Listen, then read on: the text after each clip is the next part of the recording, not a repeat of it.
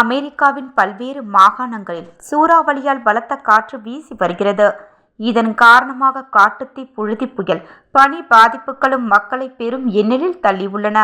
இதுவரை சூறாவளி பாதிப்பிற்கு 26 பேர் வரை உயிரிழந்துள்ளனர்.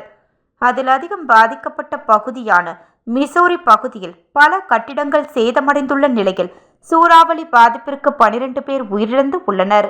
அதேபோல் ஆர்கான்சாஸ் மாநிலத்தில் 3 பேர் உயிரிழந்த நிலையில் கவுண்டியில் 29 பேர் காயமடைந்தனர்.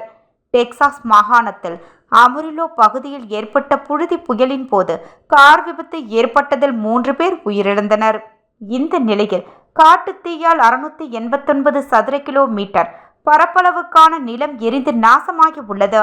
டாக்சாஸ், கன்சாஸ், மிசவுரியா மற்றும் நியூ மெக்சிகோ மாகாணங்கள் அதிக பாதிப்படைந்து உள்ளன. இதே போன்று கிழக்கு லுசானியா, மிசிசோபியா, அலபாமா, மேற்கு ஜார்ஜியா மற்றும் புளோரிடா பான்ஹேண்டல் உள்ளிட்ட பகுதிகள் சூறாவளி மற்றும் புயல் பாதிப்பிற்கு இலக்காகும் பகுதிகளாக அறியப்பட்டு உள்ளன. மேலும் டெக்சாஸ், ஓக்லஹோமா, ஆர்கான்சாஸ், மிசவுரி, இல்லினாய்ஸ், இண்டியானா மற்றும் மிச்சிகன் மாகாணங்களில் பலத்த காற்றால் மின்சார துண்டிப்பு ஏற்பட்டு 2 லட்சம் வீடுகள் மற்றும் வர்த்தக பாதிப்புகளும் ஏற்பட்டு உள்ளன.